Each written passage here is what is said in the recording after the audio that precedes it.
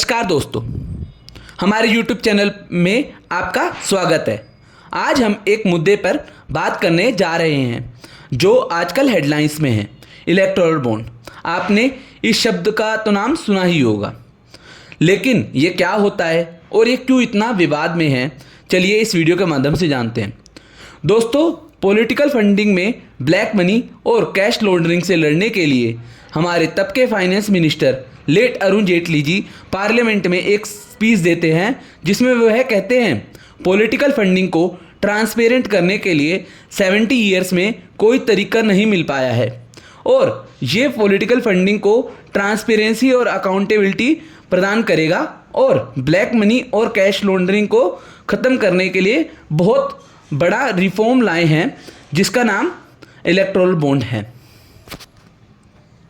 Cash में unknown sources से पैसा आए, राजनीतिक दल उसी को खर्च करें जिसमें ना क्लीन मनी है और ना ट्रांसपेरेंट मनी है, मैकेनिज्म है।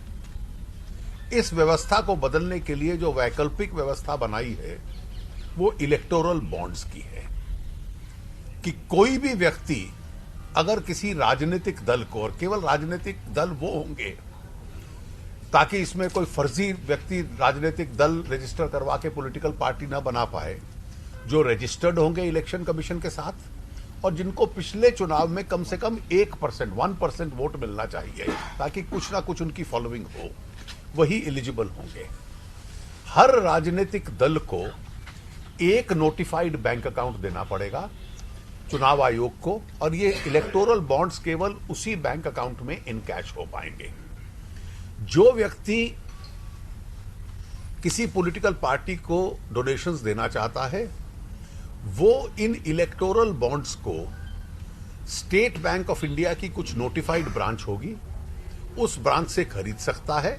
उसके डिनोमिनेशंस भी मेंशन है कि किस मात्रा में खरीद सकता है और उसको पॉलिटिकल पार्टी को दे सकता है। खरीदारी के बीच में और इनकैशमेंट के बीच में केवल 15 दिन का समय रखा गया है, और 15 दिन इसलिए रखा गया है कि ये कहीं पैरेलल करेंसी के रूप में न बन जाए। इलेक्टोरल बॉन्ड के स्कीम से पहले political funding as a cash, cheque और डीडी से होती थी। कैश में भी ये होता था कि 20,000 से ज़्यादा किसी को कैश अगर पॉलिटिकल पार्टी को फंड करना होता था तो पॉलिटिकल पार्टी को इलेक्शन कमीशन ऑफ इंडिया में उसको डिस्क्लोज करना पड़ता था कि इस बंदे ने हमें इतना कैश दिया है, 20,000 से ज़्यादा कैश दिया है।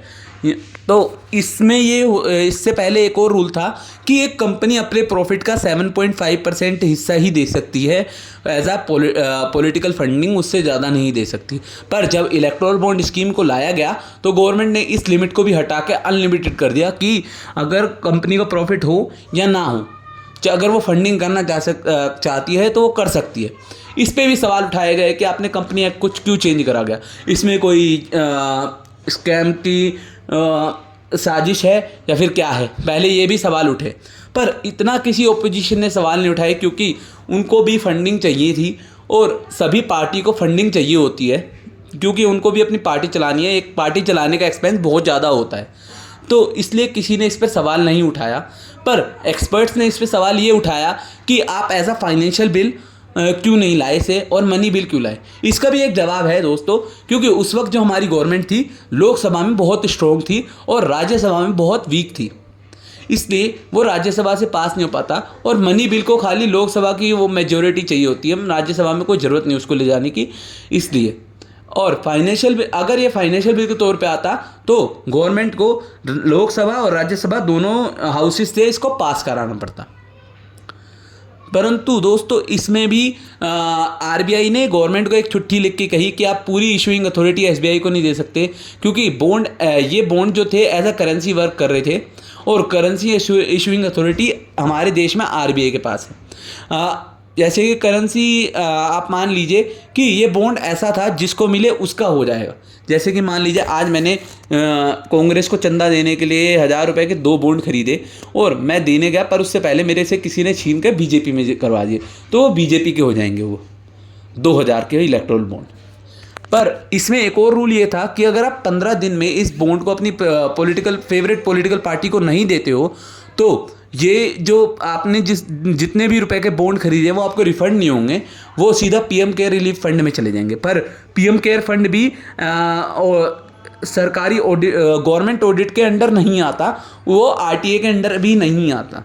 और गवर्नमेंट भी यही सोच के लाई थी कि एसबीआई भी RTA, right to information act के अंदर नहीं आता, तो इसलिए हमको उसका भी कोई वो नहीं देना पड़ेगा कि हम क्या कर रहे हैं, कैसे कर रहे हैं। पर दोस्तों, जब इस बॉन्ड की जांच हुई तो एक यूनिक कोड हर एक बॉन्ड में निकला, और तब एसबीआई ने माना कि हम लोग इसमें जो भी दान दे रहा है उसकी जानकारी रखते हैं। तो इसका मतलब ये हुआ कि दोस्तों, अगर रूलिंग गवर्नमेंट में जो भी होता तो वो एसबीआई से ज़बरदस्ती करके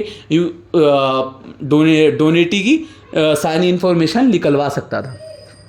तो इस पे भी सवाल उठेंगे कि कल को कोई गवर्नमेंट आई, उसमें कोई नेता हुआ अलग किस्म का और उसने एसबीआई पे प्रेशर डाला, तो एसबीआई तो सारा डिस्क्लोज कर देगी उसे कि कितना चंदा मिला, कौन सी पार्टी को मिला, किसने दिया। तो इसमें ट्रांसपेरेंसी कुछ रही ही नहीं, क्योंकि जब गवर्नमेंट को पता ही चल रहा है, इसमें दो लोगों को ही पता चलता कि कितने रुपए के इलेक्टोरल बॉन्ड खरीदे गए और किस पार्टी को दान दिया गया। जैसे दो ही लोगों को पता चलता, जैसे कि एक एसबीआई और एक रूलिंग गवर्नमेंट। तो ट्रांसपेरेंसी की बात ख़त्म हो गई यहीं पे। तो इसमें ट्रांसपेरेंसी वाली बात तो कोई रही नहीं, तो इस पे भी लोगों ने बोला। फिर आता है दोस्तों, फिर आता है साल 2023, तब एडीआर और सीपीआई, एडीआर जो है एक एसोसिएशन फॉर डेमोक्रेटिक रिफॉर्म्स, ये एक एनजीओ है जो देश में डेमोक्रेसी को देखती है कि फ्री और फेयर इलेक्शन हो रहे हैं कि नहीं, कोई government democracy as a democratic party काम कर रही है कि नहीं। और CPIM, communist party of India, ये दोनों सुप्रीम कोर्ट में जाते हैं और दो सवाल करते हैं कि हमारे राइट्स को छीन रहा है। पहला तो राइट टू इन्फॉर्मेशन एक्ट, और दूसरा कि कितना भी क्या एक देश में कितनी उसके पॉलिटिकल पार्टी को फंडिंग मिल रही है, ये आम जनता को, लोगों को जानना ज़रूरी है कि नहीं है। तो इसकी पहले तो इसकी डेट टाली जाती है, फिर होती है इसकी सुनवाई।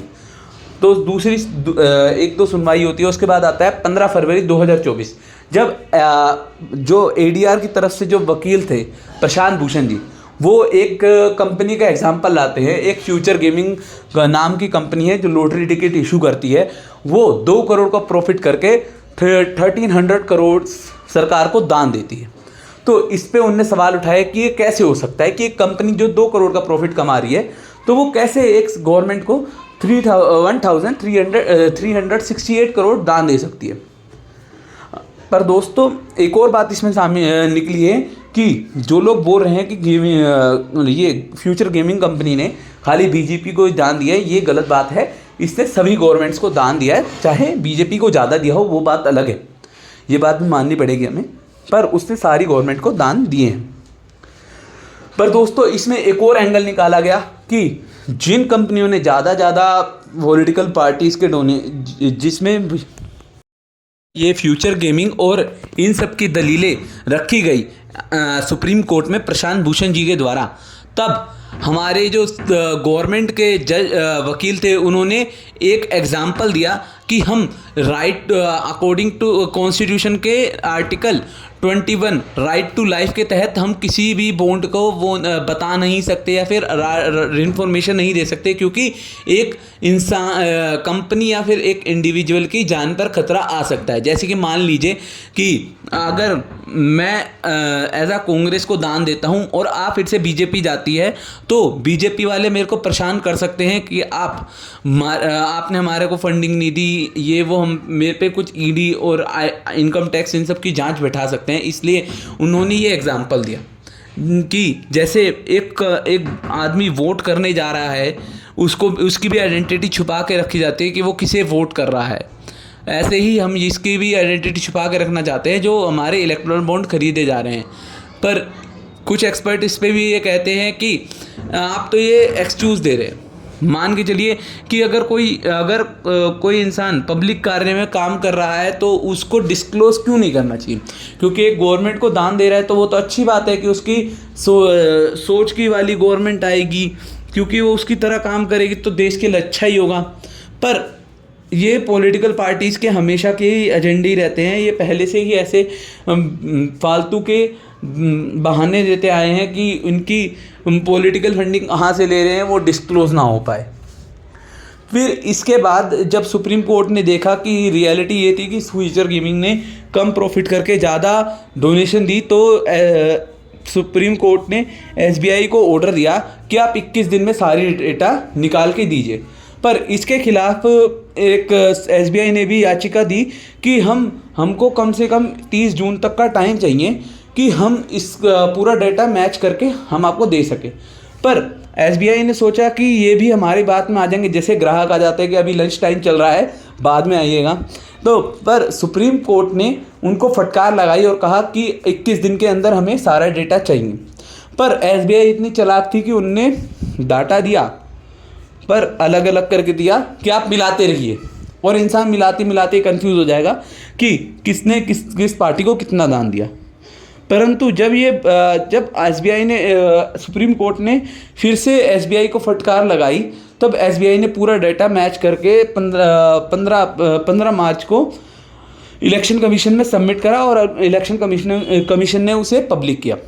तब दोस्तों इस डाटा के तौर पे ये निकला कि ये 41 कंपनी रहती थी जिनके खिलाफ सेंट्रल एजेंसी ने जांच के नोटिस भेजे थे, और जैसे उन्होंने महीने भर में बॉन्ड खरीदे बीजेपी के, यहाँ पे मेंशन कर रहा हूँ मैं बीजेपी के, तो उन पे से सारी जांच और सारे नोटिस हट जाते हैं।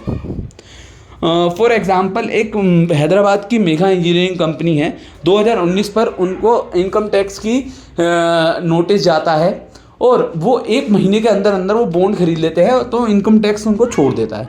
इसके बाद भी दोस्तों यहाँ पे ये सिलसिला नहीं रुका, उन्होंने अभी रिसेंटली 140 करोड़ के बॉन्ड्स खरीदे। इसके बाद महीने भर के अंदर ही उनको मुंबई में एक टर्मिनल का 14,000 करोड़ का एक इंफ्रास्ट्रक्चरल प्रोजेक्ट भी मिल गया। तो इससे ये कहा जा सकता है कि बॉन्ड के बदले इंफ्रास्ट्रक्चरल प्रोजेक्ट एक इंजीनियरिंग कंपनी को दिए जा रहे थे। मान के चलिए रिटर्न ऑफ इन्वेस्टमेंट कितना है, 140 करोड़ दे के 14,000 करोड़ के इंफ्रास्ट्रक्चर प्रोजेक्ट अपनी जेब में करना। इस पर भी सुप्रीम कोर्ट ने डाटा देख के कहा कि ये अनकॉन्स्टिट्यूशनल है और इसको बैन कर दिया गया। तो दोस्तों इसी के साथ हमारी वीडियो समाप्त होती है। दोस्तों आखिरी में आपसे एक सवाल है कि ये इलेक्टोरल बॉन्ड एक करप्शन का जंजाल है या फिर करप्शन फ्री करने का एक तरीका है? कमेंट में अपना जवाब दीजिए।